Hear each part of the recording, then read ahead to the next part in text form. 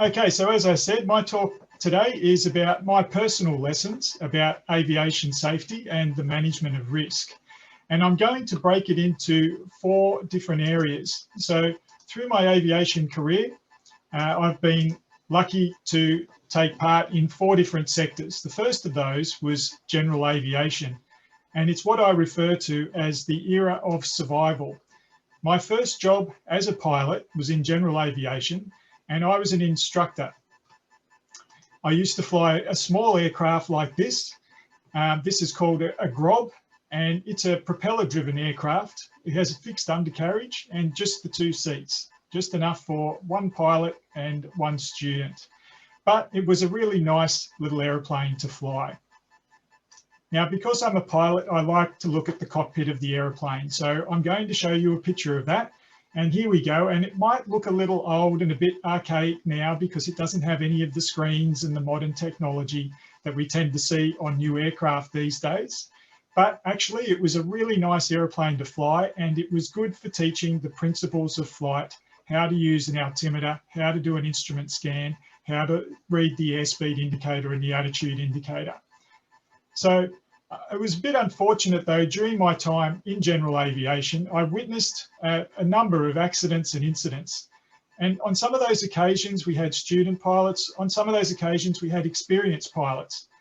But I quickly learnt that I needed to have certain skills to avoid things like this.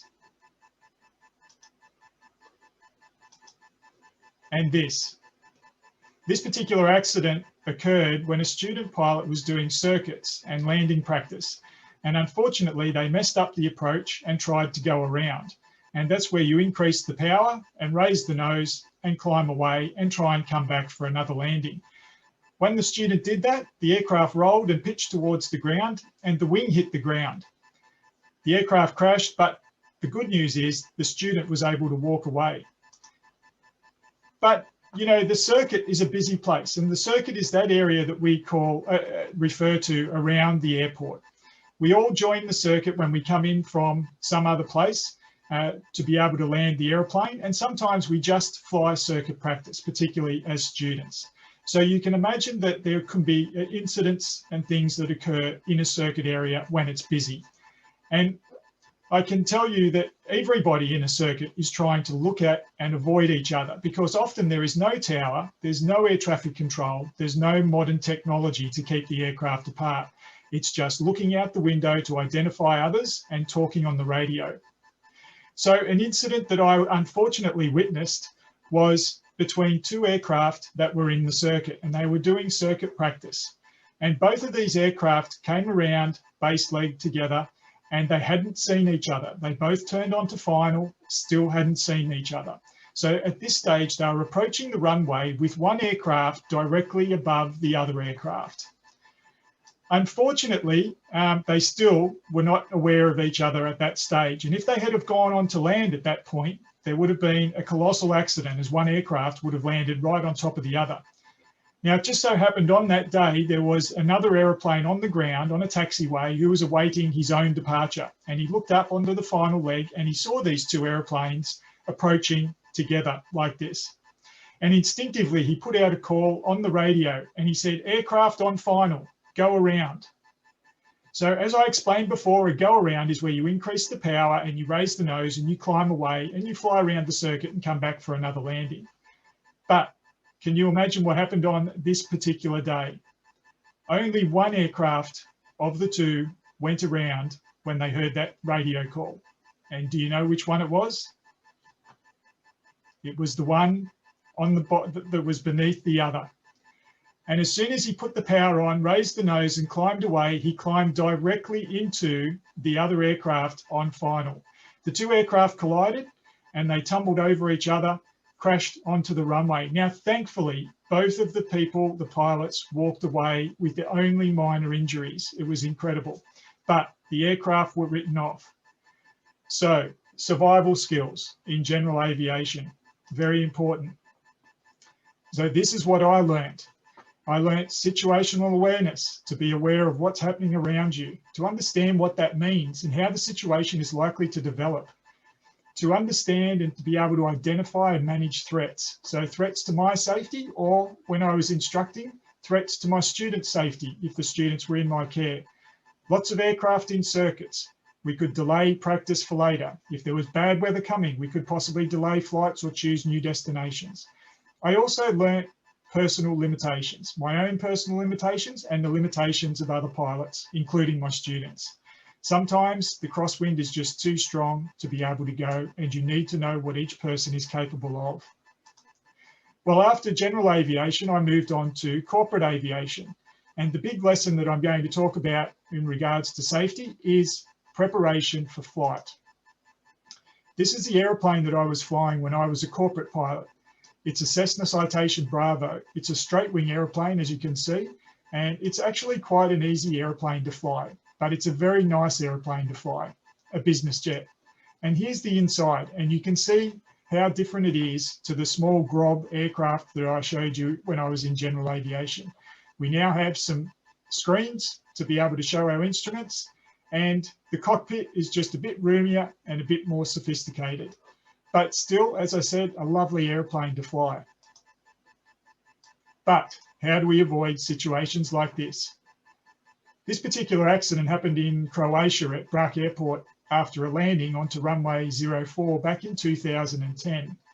Now, unfortunately, what happened was the aircraft had a problem stopping when it landed, and it overran the runway, rolling off the end of the runway and catching fire. Luckily, everybody walked away. But what happened to cause this accident? Well, the accident report says that the configuration was not correct for landing.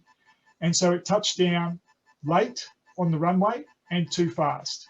So when I say configuration, in this case, we're talking about flap setting. How do we prevent an accident like this? Well, we have charts like these in the airplane, and they tell us, this particular chart tells us how much distance we require to land the aircraft. And you can see that at sea level, at 30 degrees temperature, and at about 12,500 pounds weight of the airplane, it'll require about 3,000 feet for us to land this citation.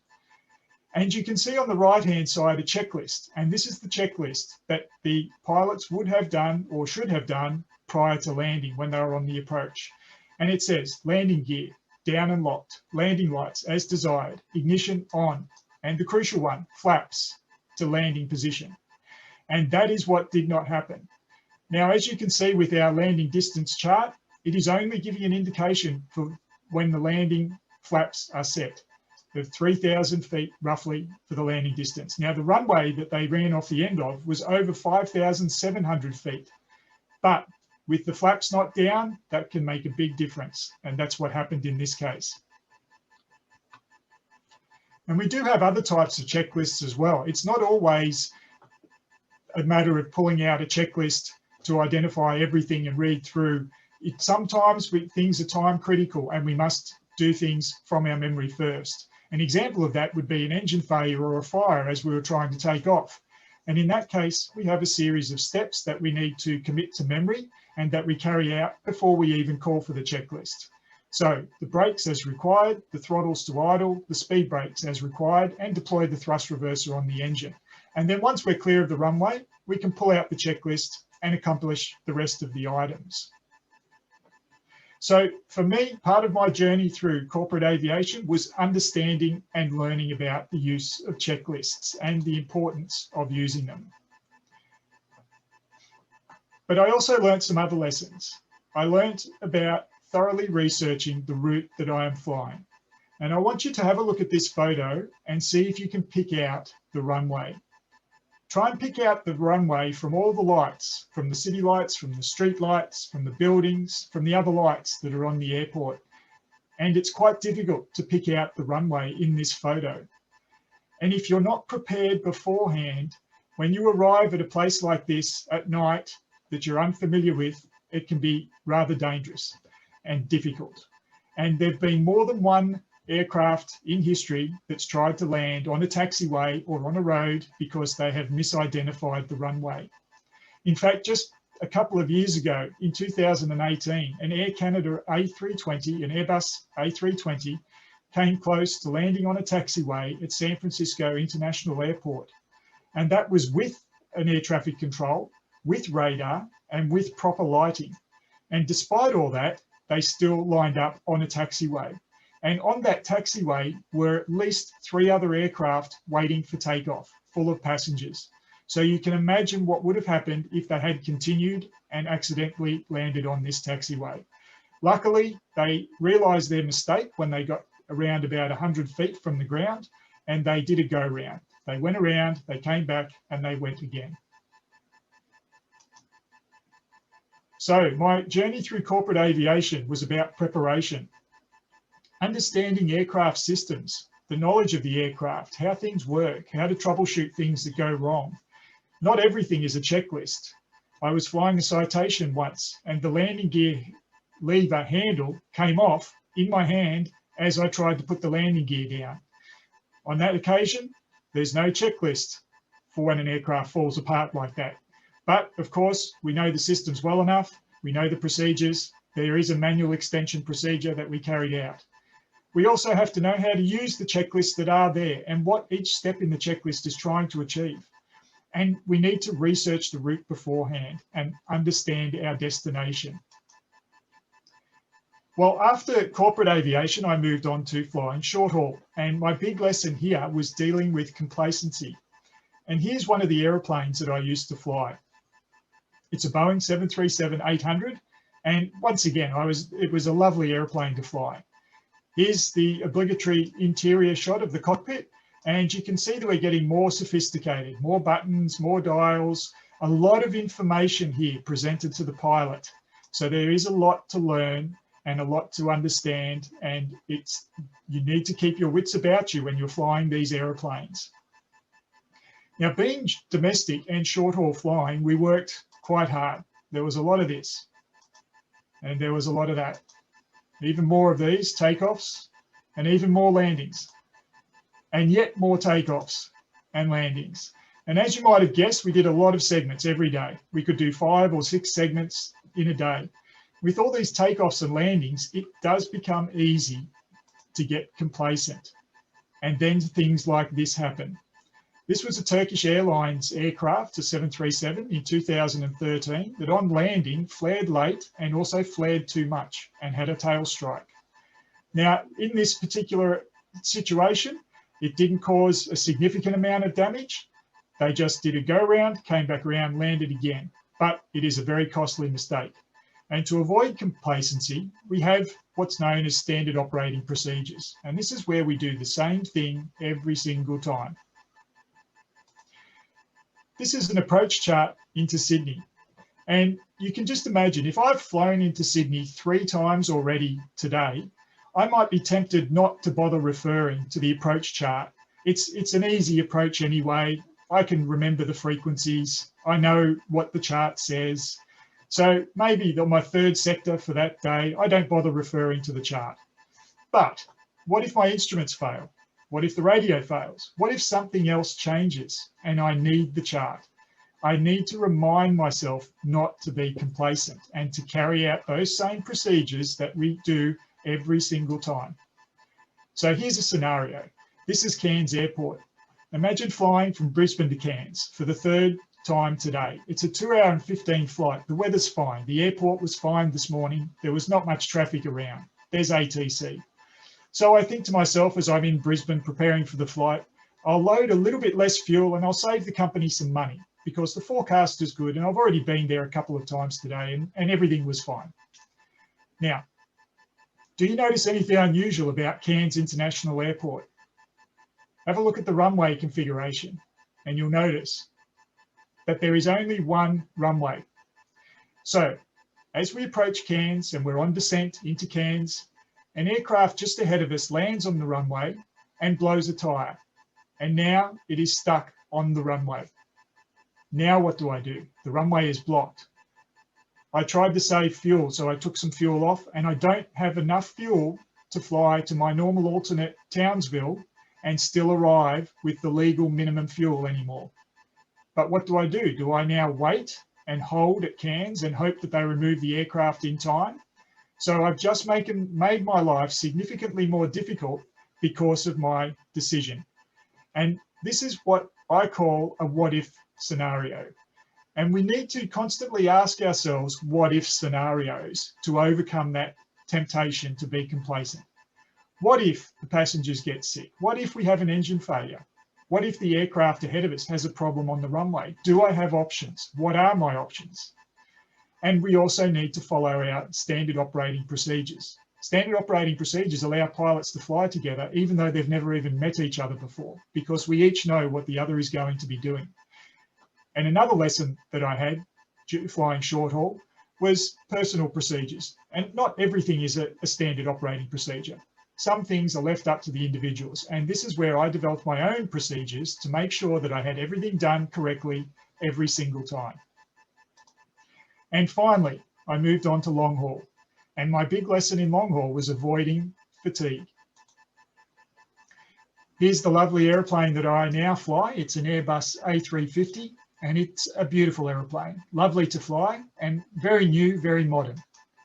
And of course, here is the cockpit. And once again, you'll notice that it's quite roomy. It's very ergonomically designed. It's just got the side sticks for control, which is great.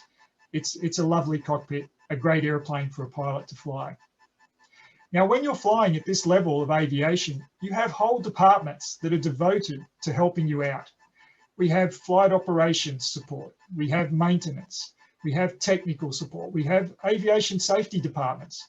We have all these departments which are all focused on getting the job done, and many of them on helping out the job that the pilots have to do. Remember that the first airline employees were pilots. The founders of Qantas and Cathay Pacific were pilots. They were both pilots and eventually managers as well. So pilots are important in this role, and many airline departments are created in order to support the job that the pilots are doing and ensure safety. So for me, as I said, a big part of safety in long haul flying has been managing fatigue. Now, one of the nice things about this type of flying is that you travel to new cities around the world and you spend some time there. So just imagine landing in Paris for the first time.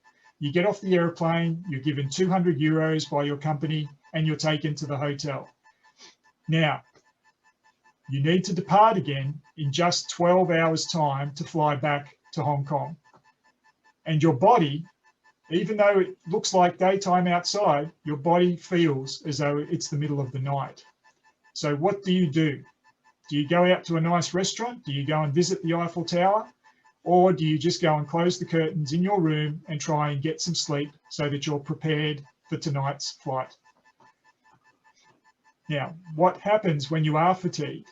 This is what we're trying to avoid. This is the remains of a 737 that crashed in India when it overran the runway on landing and went down a hill. It was a flight from Dubai to Mangalore, and the captain had been asleep in the cruise just prior to the descent for nearly 2 hours, and he was not prepared for the approach and landing. He only woke shortly before the approach, and he was suffering from sleep inertia and had impaired judgment due to the fact that he'd only just woken up. So as they were coming down the approach, he knew things were going wrong. The airplane was telling him things were going wrong. The co-pilot was telling him things were wrong. And yet, because he had impaired judgment, he was unable to respond to that information. Now, things, of course, are not normally so dramatic when we are fatigued, but poor decisions are made and things do get overlooked and mistakes creep in. And I can give you an example of one mistake that I made.